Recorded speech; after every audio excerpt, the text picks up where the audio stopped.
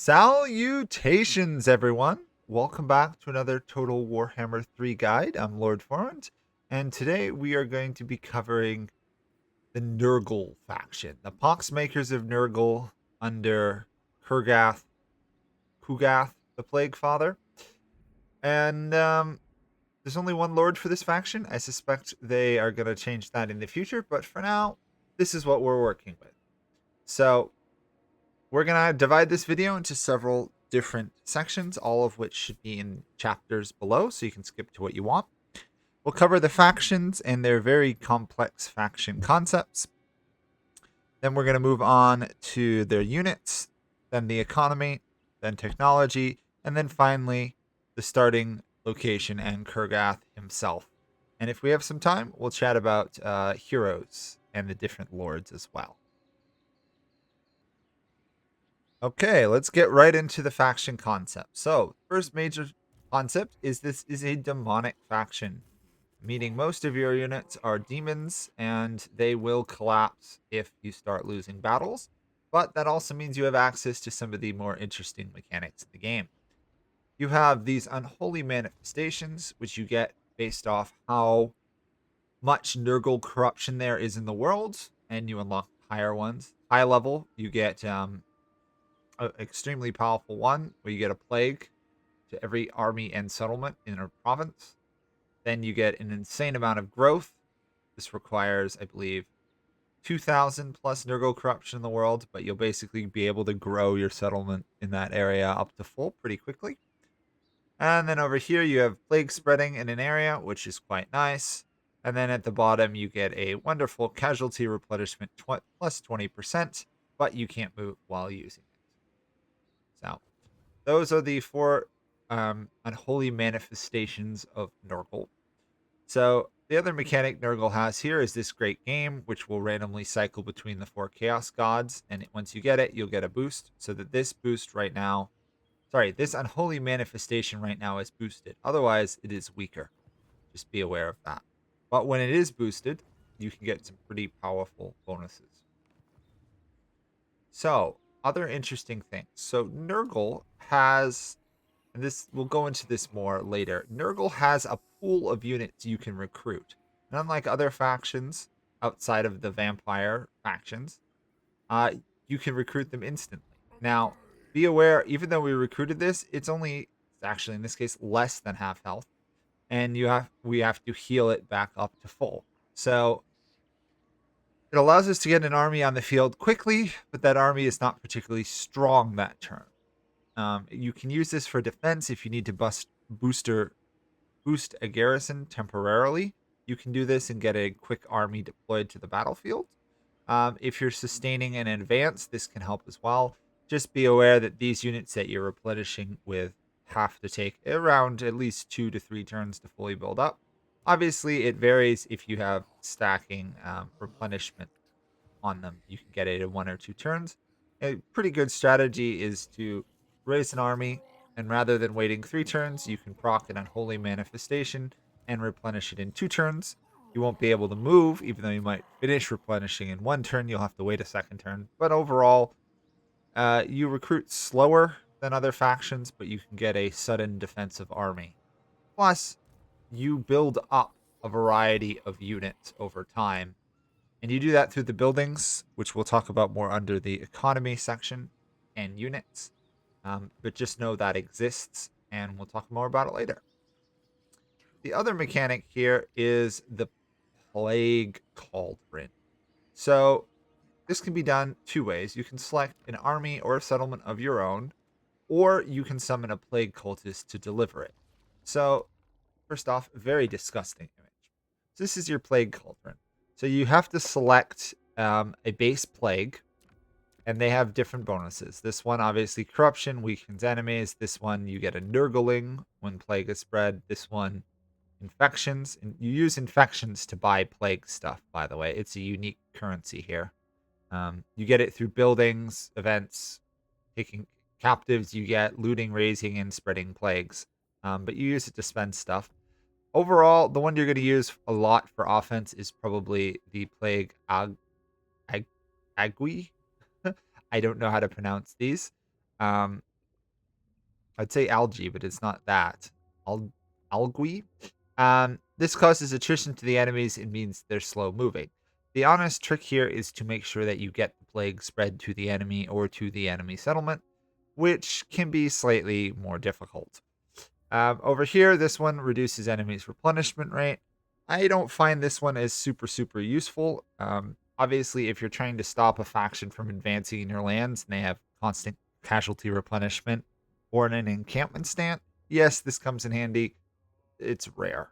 And this last one here speeds up the cycling of your infrastructure buildings, which we'll talk more about later, but also boosts the growth in an area. You're probably going to use this one somewhat early on or to help develop settlements or regions.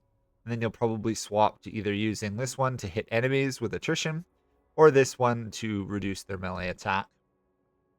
I've never really found Rot super useful.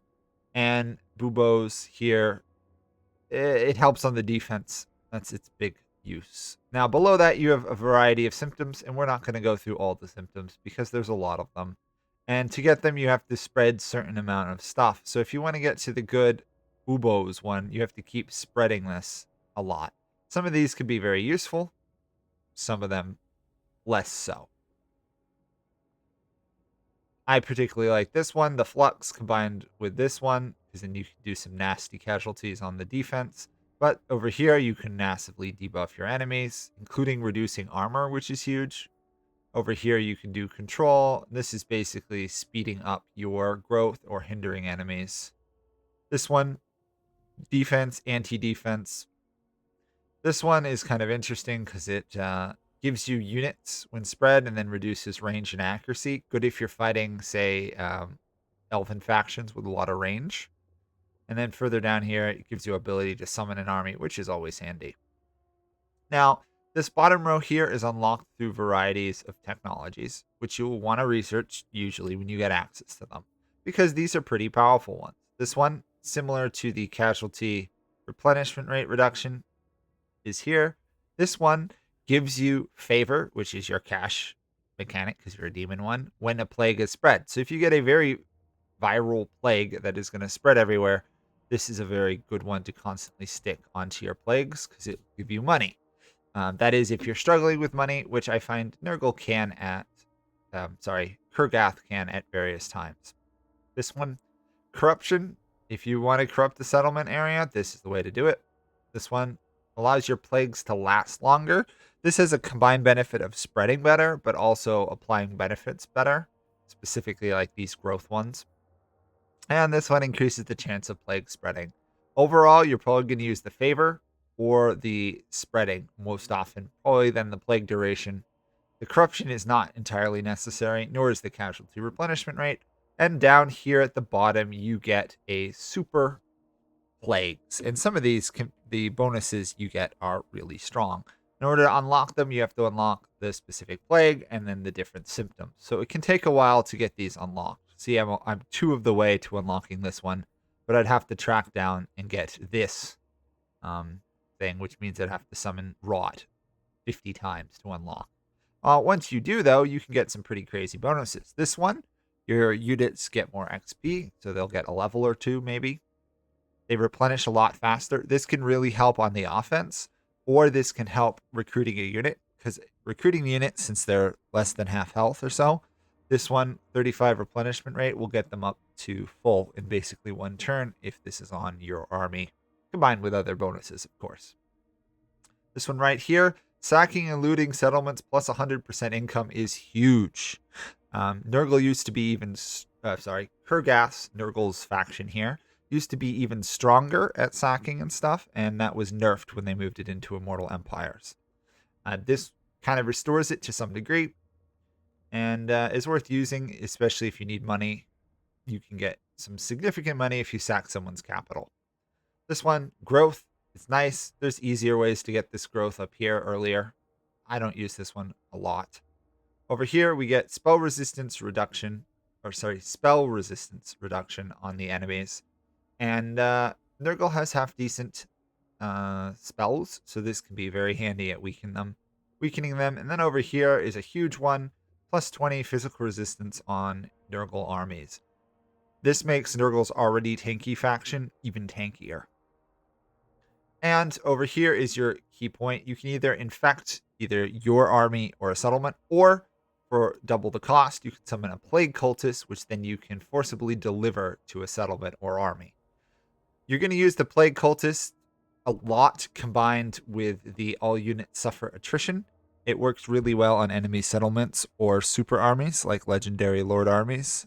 The only issue is the increased cost of infection.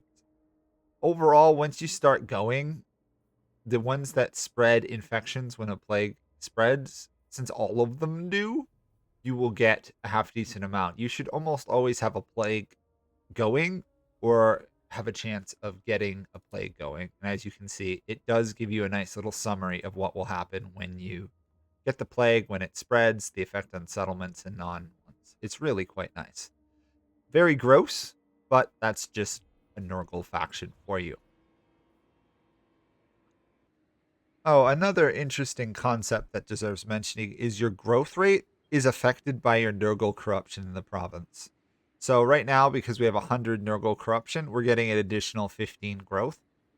It's quite nice, especially early on when you might not have the most growth buildings or technologies. It just allows you to develop your settlements faster, which is quite nice.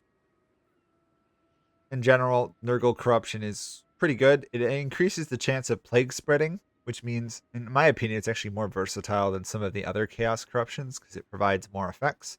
It's quite nice, gives good control.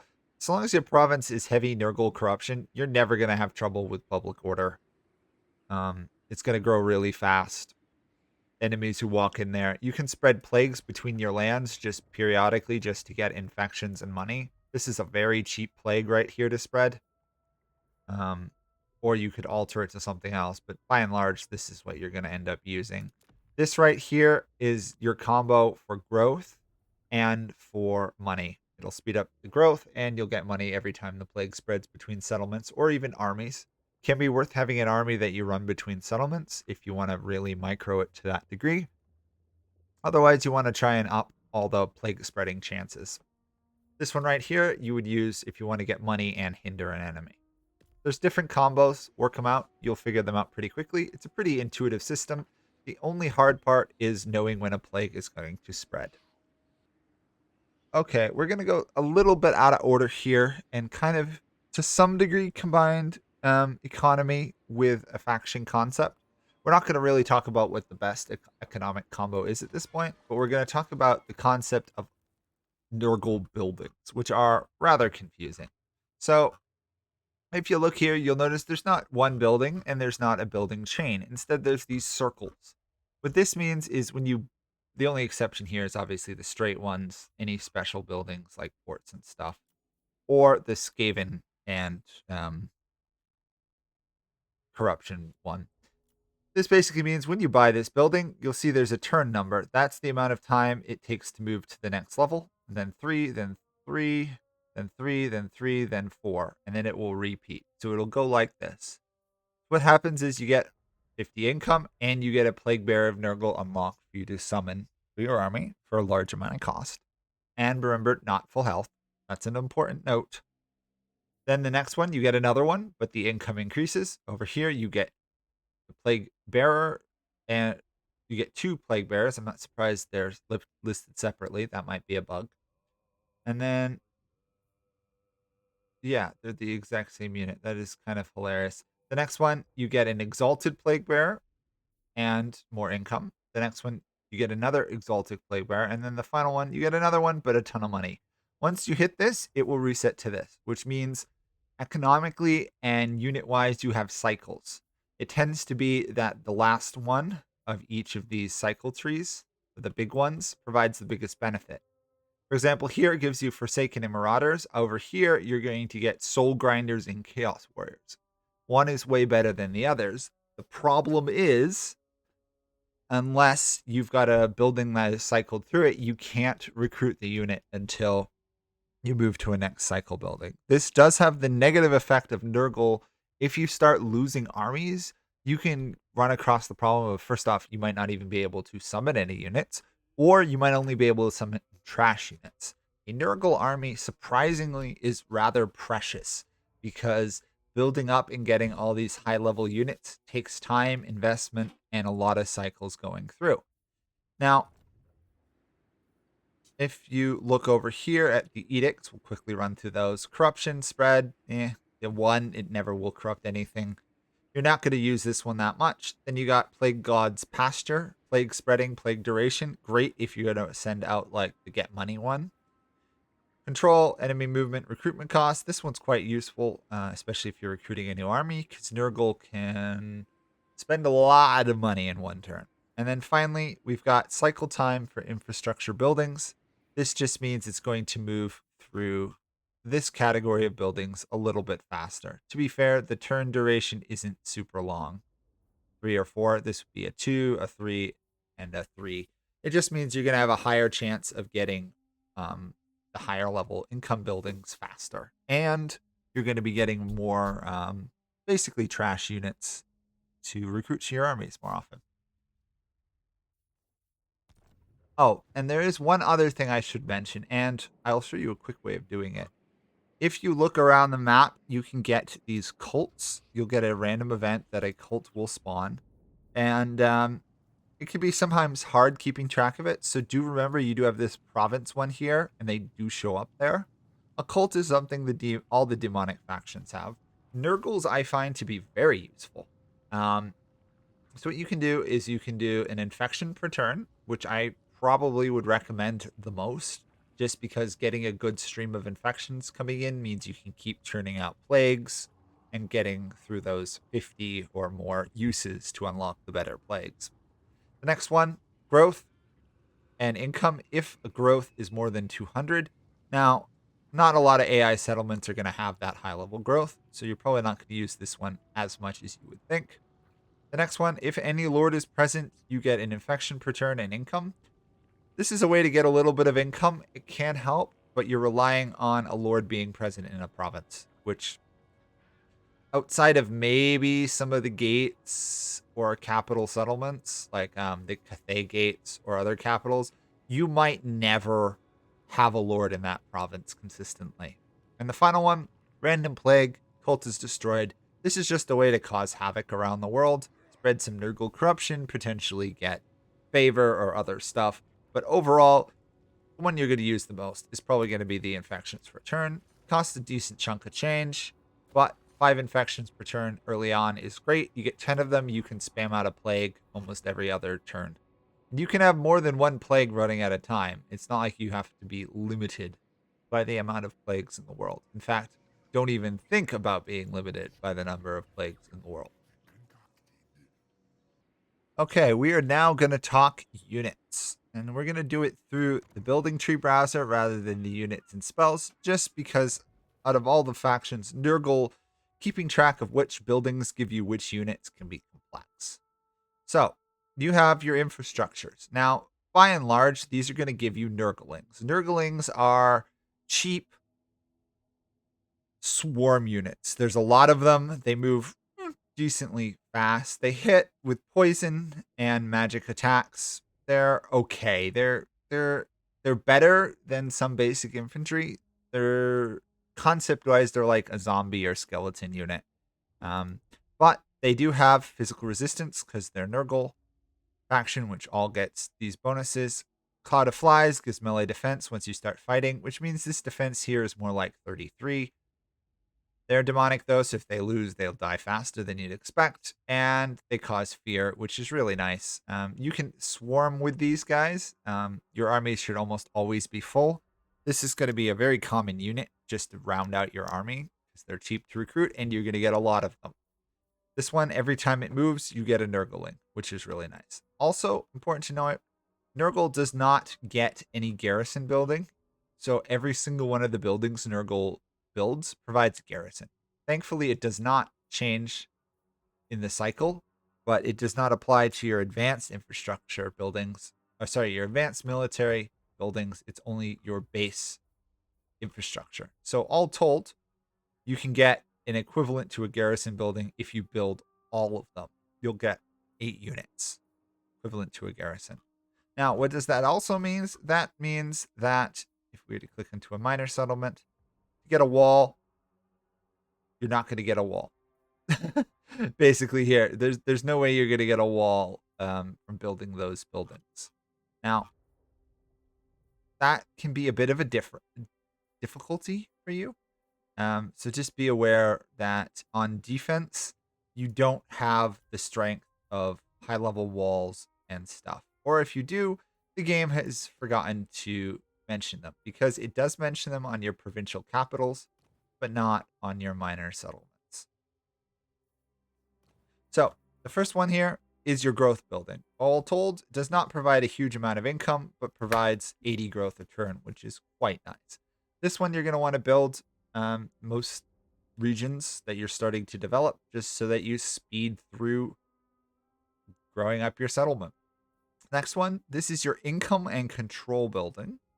So at high levels, provides the same amount of income as a microbial bog building, but provides 10 public order.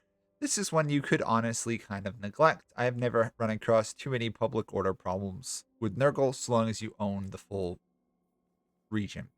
The next one, income, casualty replenishment. All told, decent income, good casualty replenishment, almost neglectable. It does spread corruption in adjacent provinces, can be useful, but in my opinion, you're not going to struggle spreading corruption, because you're either going to be invading a province or defending. And your lords provide a fair amount of corruption. The next one is an interesting combo. It provides income, but it also cycles your base military buildings, which we'll talk about, which gives you more better basic buildings. Now, I get that's confusing, but it does not cycle your advanced ones. Your elite units you will not get out a lot of, but it will provide your mid-tier. Infrastructure provides your base tier. Mid-tier is your basic, and then advanced tier is your advanced military. There's a little bit of change, plus you get reduced attrition under siege, and your units get more leadership. This one provides Nurglings, this one provides Nurglings, this one provides Nurglings, and guess what? This one also provides Nurglings. There's a reoccurring theme here. Kurgath has ways to buff Nurglings, which we'll talk about later, so they're not entirely useless. Then you've got your basic military tree buildings. This is your Plague Bearers tree. It will give you a Plague Bearer every time you move along, and eventually you get Exalted Plague Bearers. This next one, your Forsaken and Marauders. As you continue, you get some with great weapons, then you get a spawn, then you get a spawn and a Chaos Warrior, and then you get a Soul Grinder and a Chaos Warrior. We will look at the unit stats afterwards. I just want you to be aware of what each building provides. It's going to be a little confusing. This next one, Chaos Warhounds and Plague Toads. Marauder Horsemen, Plague Toads. Further up, Pox Riders. And then finally, Chaos Chariots and more Pox Riders. Those are your base military buildings. They're decent. You'll get up to level 2 out of them. Level 1's from infrastructure. This is basically 2. In one case, you get a 3, but that's the Soul Grinder. And then your advanced ones. So Nurgle surprisingly has half-decent flying units. He gets Rot Flies. And this is also where he gets his Chaos Knights of Nurgle. And then with Lances, Plague Drones over Rot Flies. Pretty powerful unit. Further on, you get into the Plague Drones Death Head unit, which is ranged, Chosen of Nurgle. And then finally, at the end, you get both at once. Then this next one is more Nurglings, 4 for this. Then a Beast of Nurgle, powerful monster unit. Again, another beast. Then you get a Chaos War Shrine of Nurgle, which is pretty useful because it heals units around them. And then finally, you get a Great Unclean One, which is just a very powerful monster unit with some spells. So those are the different ones. So let's actually go up here and look at the units in order. So, Nurglings, as we said, pretty well trash, but they provide poison and do magic damage. Decent resistance. Next one, Marauders of Nurgle. Poison, decent melee stats. Not unbelievable, but be aware that it does have the mark of Nurgle. So this is what it does. More melee defense, more hit points and poison, but a weakened melee attack and speed compared to the other Marauders in the game. Followed up by Marauders of Nurgle with great weapons. These are all base 1. Honestly, I'd almost take Nurglings over the Marauders of Nurgle, but it's up to you. These guys have shields. These have no armor or shields. Marauders of Nurgle is your anti-armor unit. Be quite strong for what it does. Charges out, usually dies, but it will at least hack onto armor better than these guys. Overall, Nurgle units are tanky. You'll notice that their health pools are massive. That's intentional. It's very hard to kill a Nurgle army, even though they might not have the best armor or combat stats. They take a long time to die. This is kind of a hybrid between demon factions and the vampires or Tomb King factions that just have meat shields. Your meat shields actually can kill things, which makes them a bit different. One of your standard infantry unit, Plague Bearers of Nurgle. These guys, decent stats, poison so they weaken the enemies, magic attacks, fear, physical resistance. A lot of your main line, mid to early to mid game, is going to be made up of these guys, especially because one of your base infantry buildings, your base military, gives one of these on every cycle.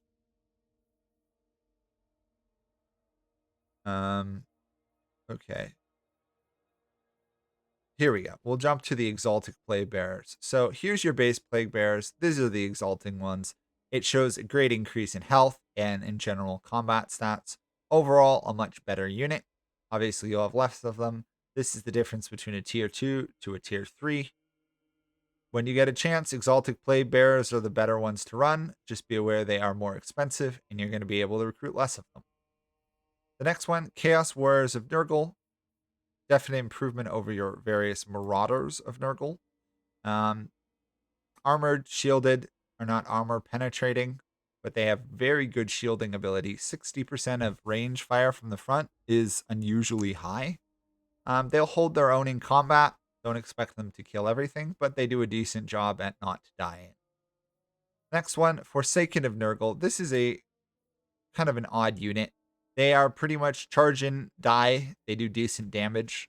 They are poisoned, as always. I should honestly just stop saying poisoned. They're immune to psychology. They do not have physical resistance. Just be aware of that. Neither do the Chaos Warriors. Most of the lower stuff. The demons do, humans don't. Chaos Warriors are human, not demonic, so they can run away. The Forsaken, however, are still human, but they get to cause fear. And then obviously you have the demon ones, which have that. So basically you got 3 categories: normal humans, half human demons, and then you have full on demons, and each of them have different benefits or weaknesses. These guys want to be one of your harder hitter units early on. They do their job. They have good weapon strength, which even though their stats seem worse than the Chaos Warriors of Nurgle, they're going to do more damage. They're just not as good at staying alive. Backed up, we've got the Chaos Warriors of Nurgle with great weapons. Only difference is less melee defense, no shields, so they're going to get killed by range, but greater weapon strength and charge bonus. Honestly, I'd almost stick with the Chaos Warriors of Nurgle just so that you don't come across a range army that kills you immediately. This is a Regiment of Renown, so we're not going to really talk about it. Suffice to say, it's good at what it does. It's an upgrade for this Forsaken. The next one, Exalted Plague Bearers, we've covered. Moving on, Chosen of Nurgle. If you were worried where the Chaos Warriors of Nurgle tree was going, here it is. Chosen of Nurgle, look at those difference in stats. Way better, much stronger, more expensive. Again, really good shield blocking ability. Hugely tanky, great melee defense. These guys are extraordinarily hard to kill in melee combat. They will stay alive probably longer than most other infantry of their tier. They just won't get as many kills. And then Chosen of Nurgle, great weapons, more attack, less defense, better weapon damage and charge bonus. Again, if you're fighting armored enemies, this is an anything with great weapons is anti-armor. Anything without it is just your normal infantry unit. It's really up to your choice. Depending on who you're fighting, you'll want to use different units. I prefer the ones usually with shields, so I don't run across like a Wood Elf faction or Skaven that has gone heavily ranged and just get shot to death. Down here, we've got the Marauder Horsemen of Nurgles with throwing axes. Just by and large, don't use this one. It really has very little to recommend itself. Nurgle units are slightly more tanky than the average one. Thankfully, Mark of Nurgle does not affect range damage, so they still get all their range armor piercing damage. But they don't have great leadership. They'll die to most anything in melee combat, and even their range ammunition is not super, super strong. It'll do decent damage, but once it's out of ammo, it's just a trash unit. Over here, we have the Plague Drones of Nurgle Flying Heads. This is a flying unit. Nurgle actually has pretty good flying units. They fly, they have poor range, but they have a pretty good missile attack. It's poisoning, armor piercing. They can keep using it. They've got more melee defense than you'd imagine. Overall, they'll take on most flying units, do a decent job, and then they'll rain death down on infantry below them. The next one, Soul Grinder. This is one of the strongest soul grinders available in the game. It has a huge range. It does really good missile damage, poison, and armor piercing. Plus, it can handle itself in melee combat. Bring one or two of these if you can to your late game armies. Sit them in the back line, and they will basically serve as your artillery unit. Since you don't get artillery, this is it. The next one, your Chaos Chariots. Decent unit, tier 2. Does not have good melee attack, though. Just be aware of that. It's really low, actually. Your Nurglings have better melee attack. Of course, it's not meant to be a melee combat. It's meant to charge into the enemies with that great charge bonus, do decent damage, then be pulled out and then sent in again and again and again and again. Now, these guys are reasonably tanky, good armor, so they don't die as fast as you'd expect. Just don't leave them in prolonged melee. Chaos Knights of Nurgle, both normal and with lances. Lances, less melee defense and attack, better charge bonus. If you're going to use these guys to fight infantry, they're decent at that. They're pretty tanky, so they serve a pretty good role in your army. They're on par with your highest level infantry in terms of stats. The only exception is obviously they're not armor piercing. But they'll hold out. They'll do you some damage. They've got good charge, good speed, good leadership. Overall, a solid unit. Chaos Knights of Nurgle. This is the one you're going to use to charge into enemy units, disrupt them, pull out, rinse, and repeat. Pretty good at running off artillery and archers. Overall, decent units. Worth bringing later on. Nurgle. It's kind of odd that you have good cav units as Nurgle. It's not something I would have expected, really, when I heard about the faction. The next one, and it's almost your largest section, Monsters and Beasts. You have Nurgle Warhounds. Honestly, in my opinion, pretty much outclassed by the Nurglings in almost every stat. Nurglings are slower though, but overall, I'd probably take them. Poison Hound, decent at what they do. They can run in any terrain. They will not last long against missile damage though. And nor will they last long in actual melee combat. Only really used against unarmored weak units, zombies, peasant mobs, stuff that'll die really quickly, or to hunt archers or artillery. Next one, Chaos Furies of Nurgle, flying unit. Better, obviously, than the Chaos Warhounds. Overall, though, you have better flying units later on. Early game, you could bring one or two of them. Honestly, you're probably better off with infantry unit, though. Next one, Plague Toads of Nurgle. It's comparable to your Chaos Warhounds or your Nurglings. It has better stats than your Nurglings, but it's pretty similar to your Chaos Warhounds, although it is slower. It serves a similar role, running around the map, fighting. It's still faster than your average infantry unit, but slower than Cav and the Warhounds. Does decent damage, though. The poison makes these units a lot better than it would appear to be. The enemy's going to suffer to kill it. And with the physical resistance, it's pretty good at what it does. Next one, Beast of Nurgle. This is a pretty strong unit. It's a beast. It's a single entity unit. It regenerates, which is really nice. Some of Nurgle units have regeneration, and you can apply it to more of them. But regeneration should never be underestimated, especially if the enemy brings flaming attacks, your regeneration, you might be relying on it too much. Just be aware that it can be underestimated how powerful it makes a unit, but it can also be overestimated if the enemy is smart enough to use a flaming attack on you. Overall, decent unit. good regen, decent stats. It does weaken enemies in an area around it, melee attack, so it will last longer than you'd expect. And it has more melee defense than you'd expect. So look at it that way. Doesn't have great armor, obviously, being a single entity unit. Doesn't have a shield either, so enemies with range can easily kill this thing. But basic infantry, it'll do a good job fighting. Next one, this is Flying War Beast. It's better than your Chaos Furies. So once you get this, Chaos Furies are almost obsolete, except for speed. It's okay. I mean, it doesn't have any range, which means you have to do it all in melee combat. But it's got decent stats, good for flanking, good for hunting archers and artillery. Siege battles, particularly good at flying and taking walls of settlements, I've found. Next one, Pox Riders. Similar to your Chaos Knights, but lesser. Reasonably fast moving, reasonably hard hitting. Better than your Plague Toads. Once you get it, Plague Toads are honestly obsolete at that point. Stats are virtually, it's a straight upgrade. You don't lose anything. Spawn of Nurgle. This is the Nurgle spawn unit, obviously. Hard hitting, unbreakable. Doesn't have regen, sadly. If it did, it would be even more monstrous. You take them, you throw them into the enemy. They'll kill lots of enemies. They'll die to any lords or heroes in there. But against space infantry, they'll do a decent job. Just be aware that being unbreakable, they will not suffer leadership loss. So the enemy really does have to trigger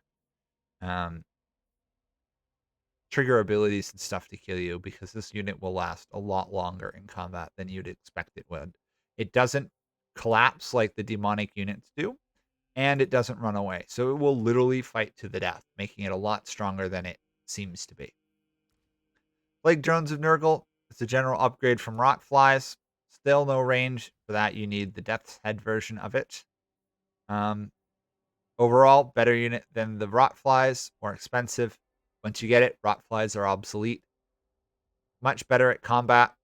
Don't forget that 20% physical resistance means its stats don't matter as much as you think it would.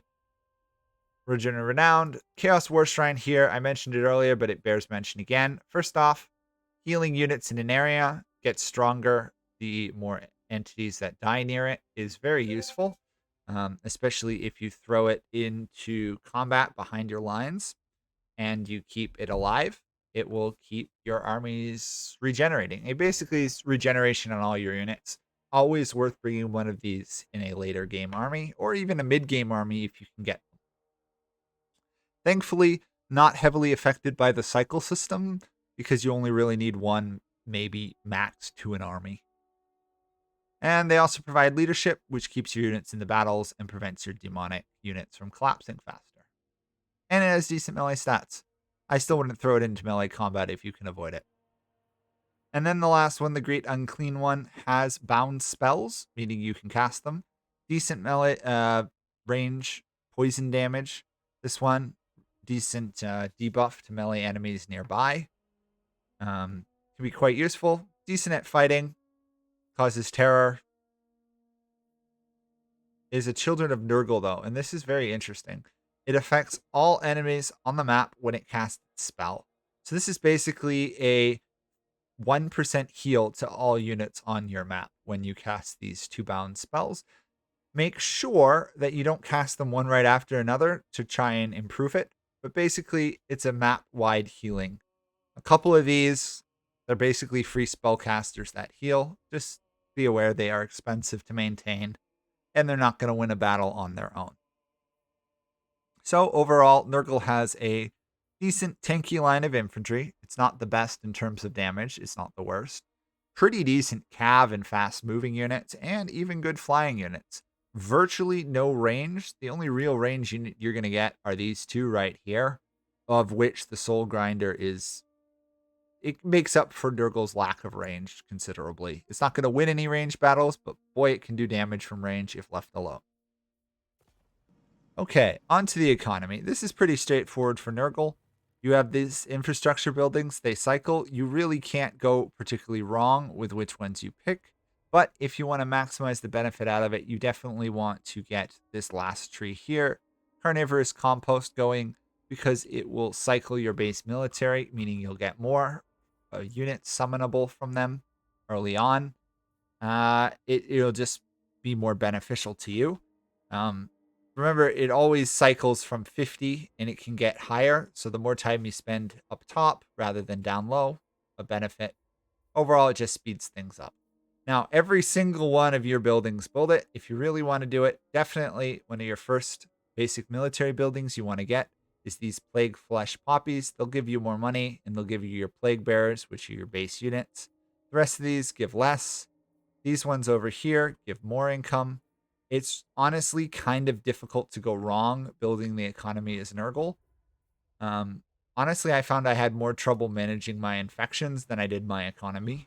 Just be aware, Nurgle wants a war chest. You want to store up 10 to 15,000 gold and kind of sit on that. Obviously, investing to get more money is worth it, but don't spend everything you have because once your army dies, since you can recruit a whole new army in basically one turn, assuming you have units available to you, having a good chunk of gold is both a defensive maneuver and an offensive one. So you can rebuild it in 2 turns, basically. You want to build your army all at once if you can, rather than building it over successive turns, because then you have to wait for the healing on all the units. Technology. So Nurgle is I honestly I don't mind this tech tree. It's not my favorite, but it's not the worst either. You've got different categories here, 7 of them. Obviously, the deeper you get, the better. You have to unlock 4 from each category to unlock the later one. Doesn't mean you can't unlock more. Just later on, they tend to be better. So in your starting ones, you really want to start looking for technologies that have chance of plague spreading. It's overall going to be some of the better tech you get. This is only a 1%, but it unlocks a new plague symptom. So money when a plague spreads is quite nice. And you usually get some various variety of it every once in a while. When you see it, you want to snag it. Anything that has to do with plagues, if you're going to use plagues. Obviously, you don't have to use plagues, but it's such a large bonus to the Nurgle stuff, you want to do it. So in your first category, I recommend highly infectious if you want to get money coming in sooner. Outside of it, though, spore diffusion, growth, it's always good. Spreading corruption in adjacent provinces won't get you much, but it is a decent start. Sith growth, cyst growth will speed up your plague flesh poppies building, giving you more plague bearers. Decent choice. Favored children is a buff to your Nurgling units. Kurgath uses Kugath, or however you want to say it, uses plenty of Nurglings in his armies, especially early on, so it's pretty useful. Come to Grandfathers, almost entirely useless. There are no Slaaneshi or Khornate factions near you. Later on, it allows you to get along with them a bit better. Contaminating Claws, if you're going to use Warhounds and Furies, I don't take it. Viral incubation, I think this tech tree does need to be adjusted to the new start because you're nowhere near a chaotic wasteland as Nurgle unless you sail south. Overall, though, not worth doing. If you do get to Chaos Wasteland, though, recruiting your armies there is a huge boon. 25% cheaper is massive. It actually allows you to mount a very good invasion of the Chaos Wasteland area. The next level, you've got to pick between multiple different things. You've got line of sight when a plague spreads. This can be quite useful for discovering the map and knowing where your enemies are, but honestly, it's not a great tech. Because once you know where everything is, you know where everything is. And the AI is still very good about getting around the map more efficiently than you are. This one, on the other hand, though, army ability for healing. Once you get enough, you proc it, heals units. It's interesting that it spreads units nearby where you affect it. So it can affect up to 5 of your units, give them a good, huge heal. I mean, that's almost 1% of heal a second, 0.8 for 12 seconds. It's like 10% of their health. You can get it to be used more than once, which is nice. Contagion Horde, more plague spread, longer plague durations, always good to grab. If you're going to fight a Zechian faction, worth grabbing. Otherwise not. Honestly, you'll probably never see one towards mid or late game, so skip this tech. This one, casualty replenishment for Nurglings, you're going to be using them, always worth a snag. You're going to use Riders and Plague Toads, snag it, otherwise don't. Foul Corpses, double experience gain on Plague Bearers and Exalted ones, always a good one. Makes one of your main infantry line units get stronger faster. Further down, a bound spell. This adds to your Great Unclean One, another spell, giving more heal and damage, always good. Plague Beasts, makes your Beasts of Nurgle really good against killing infantry units. Plague Infection, additional corruption. This one's a really good one because it unlocks highly contagious, so that your plagues will spread more. Combined with the highly infectious one that gives favor when plagues spread, you can make some decent money from sending out plagues. This one gives armor. It's pretty good. It's got a weird collection of units it gives armors to, though, but you don't have a lot of armor, so this is a nice bonus. Cooldown, Nurgle spells and dispels. If you're using a lot of spells, use it. Otherwise, skip. Lord recruitment rank, always nice to have higher level lords. They'll be around level, actually they'll be level 4, but they'll get some stuff. This one, decay cycle for Tree of the Living, or Tree of Decay. This is a pretty neat one in my opinion, because the Tree of Decay is this one here, which gets you your flying units, and including your flying range units, which are very strong. It's worth snagging that tech when you go through it, especially once you unlock and have that building in any of your settlements. Further down, if you're fighting Kislev, take it. If you're in temperate climates, this is a great one. More growth, more recruitment cost. Just be aware you start in the jungle and then you tend to move in the wasteland, so it's not the most handy tech early on. Ward save for your main infantry line unit, always wonderful. This one, new plague symptoms, snag it. This one, rancid aloe, again, more units, strong units. Cycles, always good things. Curse of the Leper, another spell on your Great Unclean Ones. If you haven't detected the plan of the game creators, it's that you're supposed to get Great Unclean Ones, and that you get all these free spells that heal. Plus, plague spreading, always a good thing. Again, another army ability. Nurgle gets a surprisingly large amount of them. Does damage, hits enemies in an area. So this doesn't just hit one enemy. Use it in the middle of an enemy line, and it won't wipe out units, but it'll do a huge amount of damage to the enemy front line. Very strong against factions that fight close together, or charge straight into your line. Ogres, vampires, all of those that are in close range and have large amounts of units.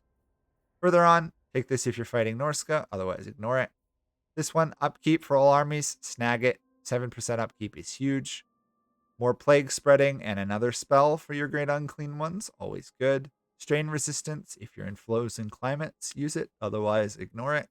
This one, cheaper main infantry line unit, take it, especially if you're taking these other ones, you'll get more of them. Casualty replenishment rate, always good, I always recommend.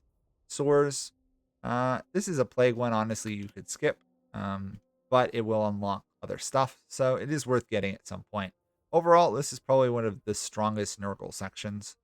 Further down, more plague, another spell. This is a healing spell. It's really nice. Combines with the passive healing you get. So one unit gets a huge heal, the rest get a decent amount.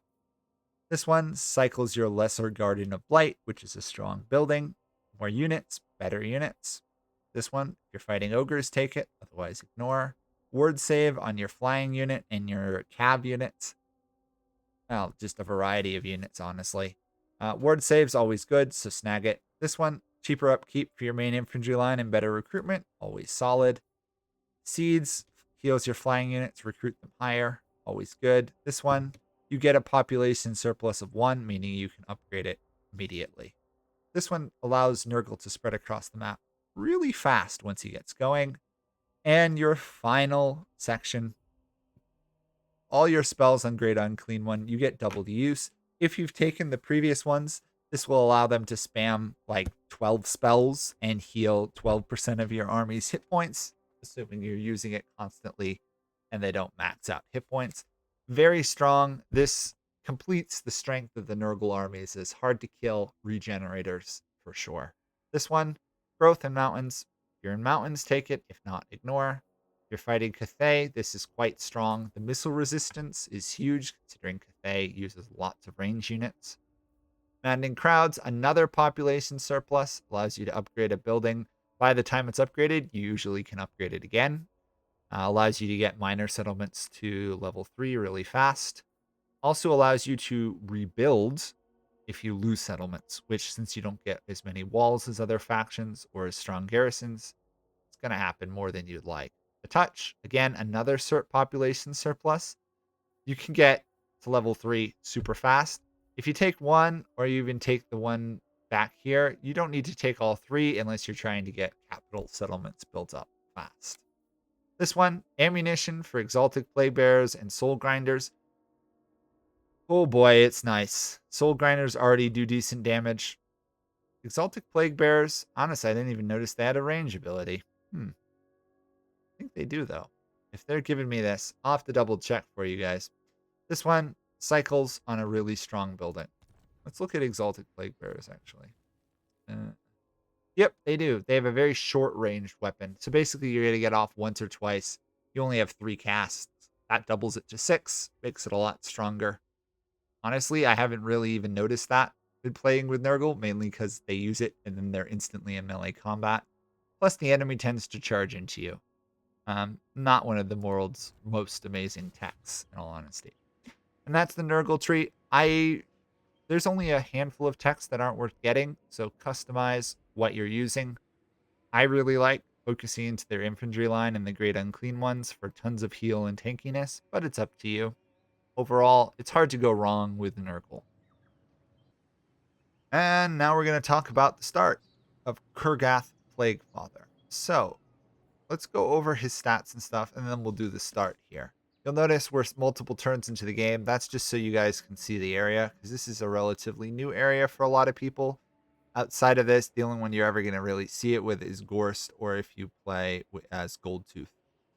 So, Kurgath's big one, better growth, cheaper Nurglings, and your Nurglings start with more recruitment health. They start with 40% more.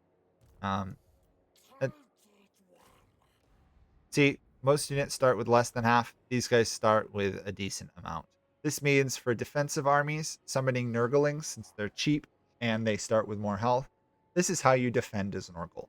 Waves of Nurglings with the existing garrisons. You can have some pretty crazy garrisons, but not great wall defenses.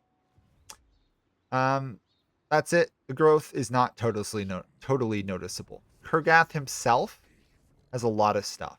First off, infections to infect himself with a plague is cheaper, meaning most of your plagues early game are going to start from him. Plague has a better chance of spreading both in and out of him, and he spreads Nurgle corruption in his lands, which are always nice. Now, he's got a decent amount of spells and stuff that he gets bound to him as he levels up and stuff. He gets even more. Suffice to say, he's a spellcaster, but he's also a ranged user, and he's also a overall half decent fighter. He can do everything. He doesn't do anything particularly well, but he's the jack of all trades, or in this case, the jack of all plagues. So starting out, I recommend you build him to get Route Marcher. I really like Serve or Die on him because of how expensive some of the Nurgle armies are, and the fact that if you lose him and he needs to build a new army, it's a huge chunk of change. This just makes it easier. Afterwards, honestly, I'd probably go Looter, just because you have a plague that boosts looting, so this will make it even stronger. Later on, Unholy Resilience isn't bad. Then you've got a variety of other ones. Growth and Casualty Replenishment is always one of the best ones. Honestly, the Casualty Replenishment here isn't as needed as other factions. It's still really strong, but you have other sources of replenishment for him. Renowned and Feared, upkeep, always good. Blessed by Blight, also good. Overall, helps with recruiting your army cheaper and maintaining it.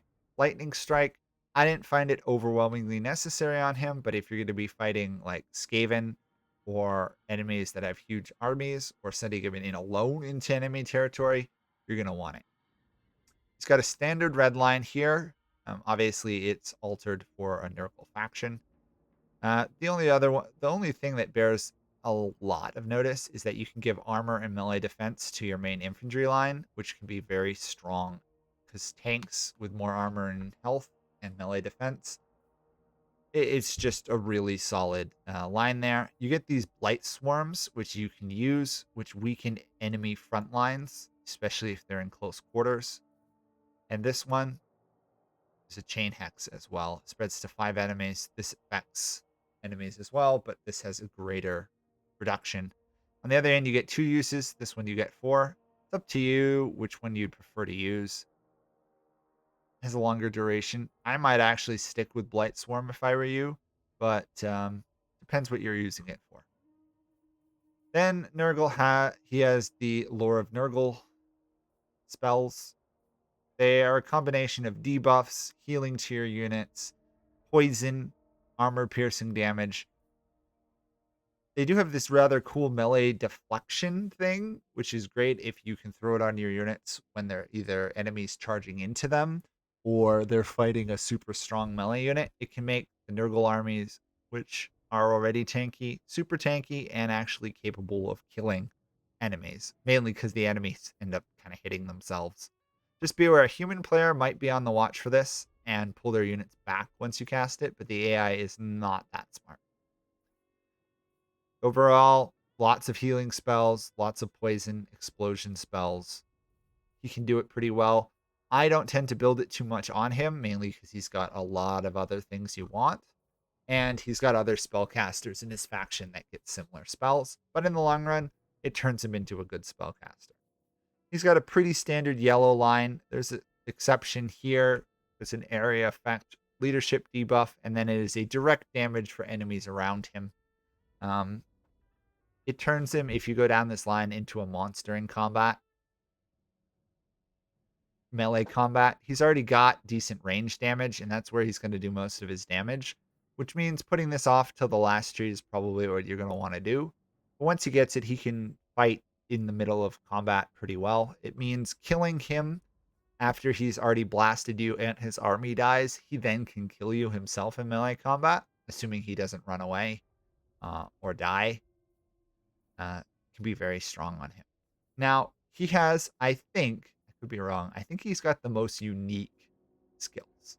He's got a lot of them. First off, growth in all of your regions, faction wide, after winning a battle. Actually, no, this is not faction wide. This is all provinces in a region. I think it's a little confusing because there's nothing else like it. Nurgling Tide allows you to summon Nurgles that can self-destruct, basically moving poison bombs. It's quite fun to summon on the enemy back line, blow up on their archers. Their archers are gone, basically.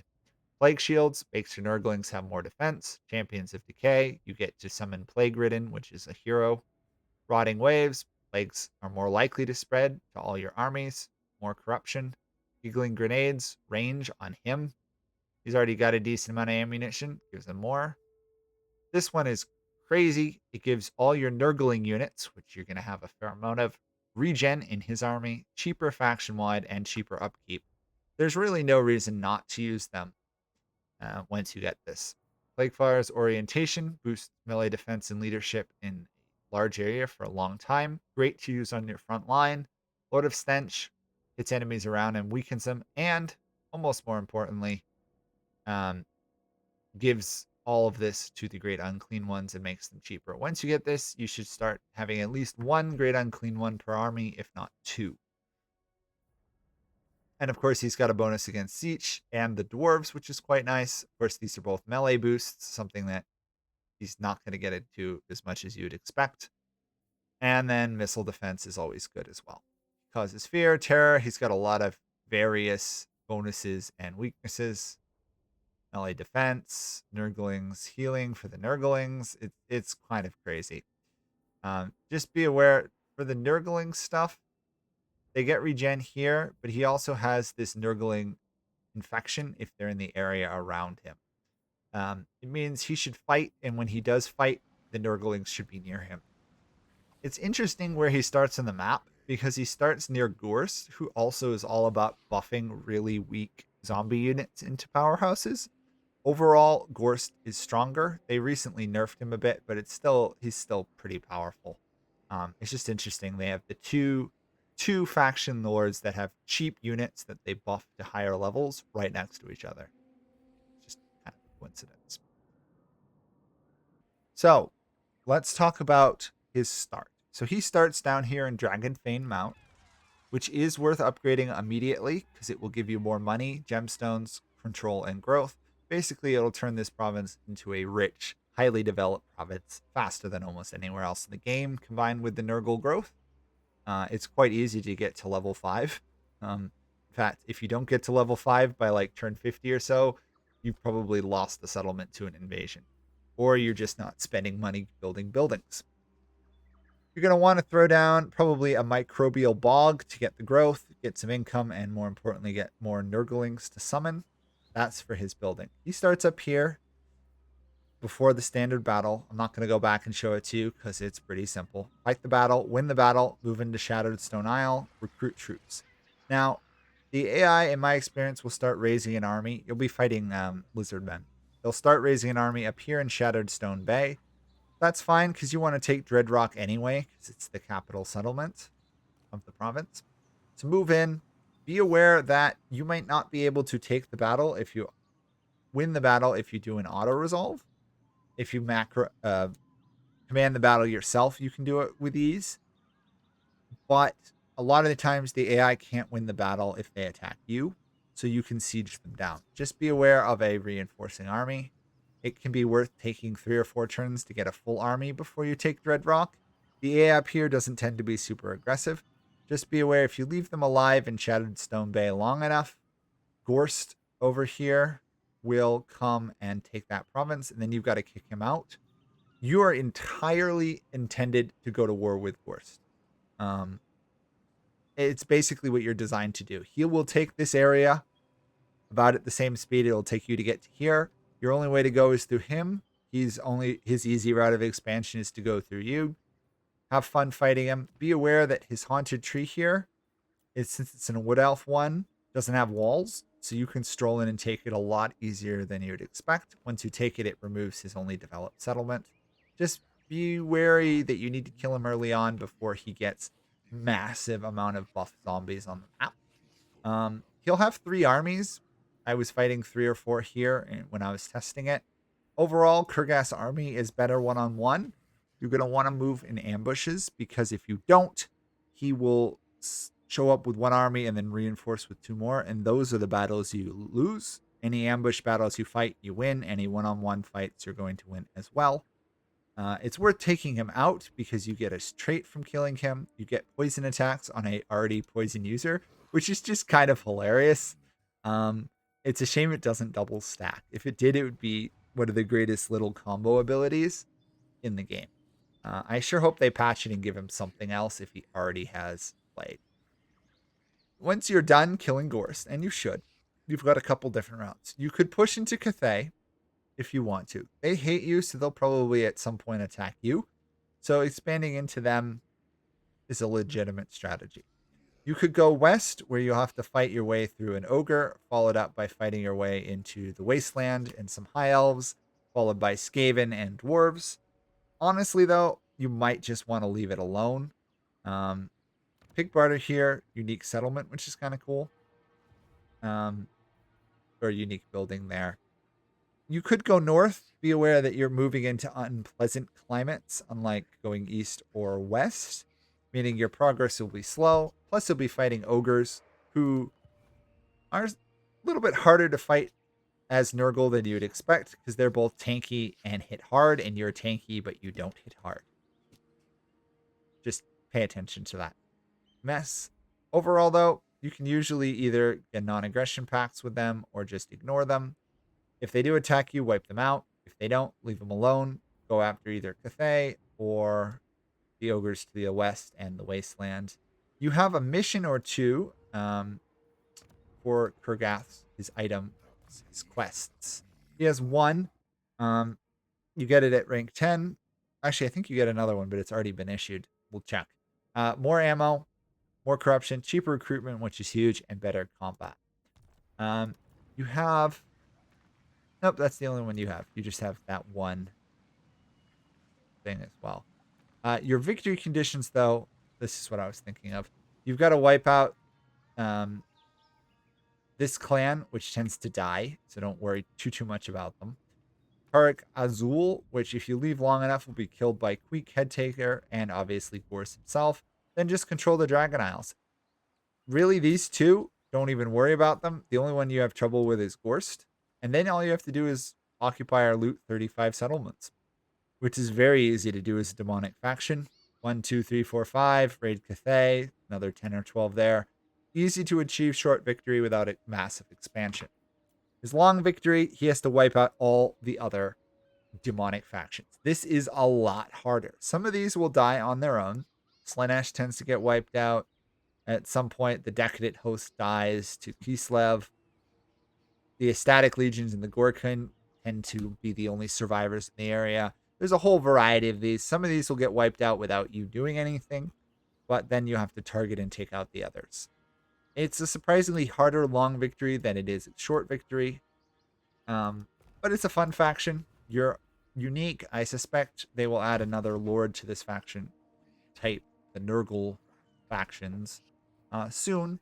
But in the meantime, Kurgath is a very interesting faction to play.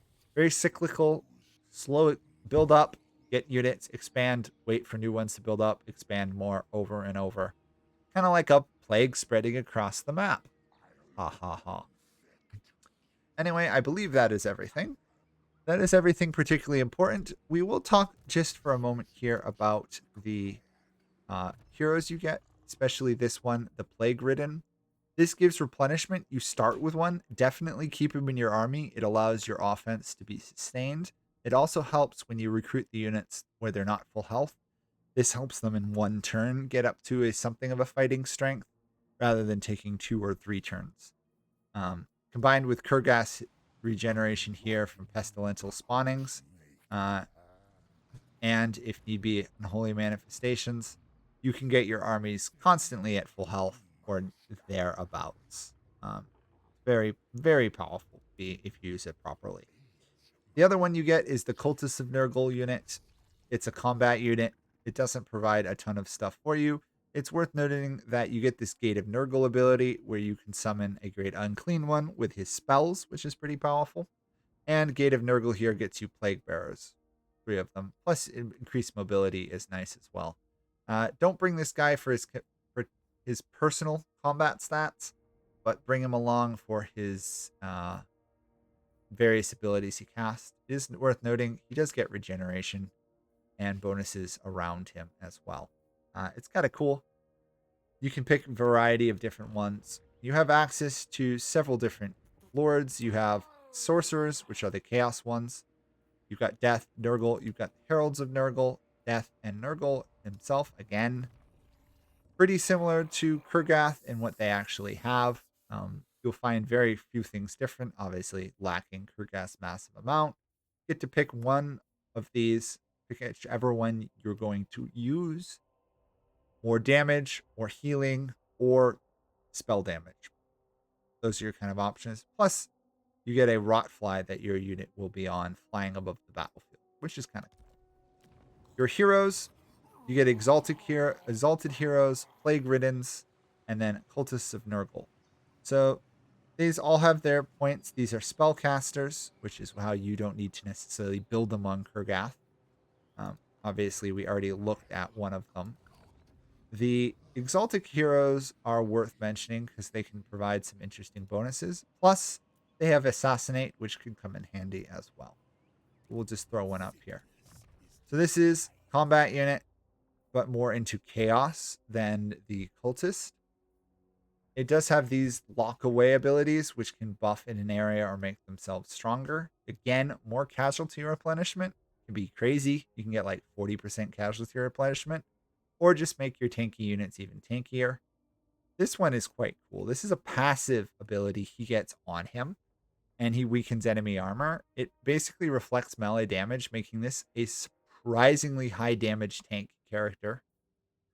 This is kind of odd that it gives you Nurgle authority because you don't need it. I wouldn't take this. Stench Ridden, healing again. He can get some nice physical resistance and heal going. It's kind of fun playing. These guys I would take probably over the Cultists of Nurgle, outside of the Cultists of Nurgle's ability to get create unclean ones. Once you get that ability, these become more useful. And I think we've probably dissected the Nurgle singular faction as much in depth as we can. Quickly take over your starting region, kill off dwarves, figure out if you're going east, west, or north, and then just slowly expand in those directions. Be aware that your defense isn't great unless you raise units to defend with, but it's hard to go wrong with economy and units if you play properly. Overall, a very strong faction. And I think that's it. So thank you everyone from watching. If you did enjoy this, please do like, subscribe, and do leave a comment saying if it helped or anything I screwed up, which there's probably quite a few of those.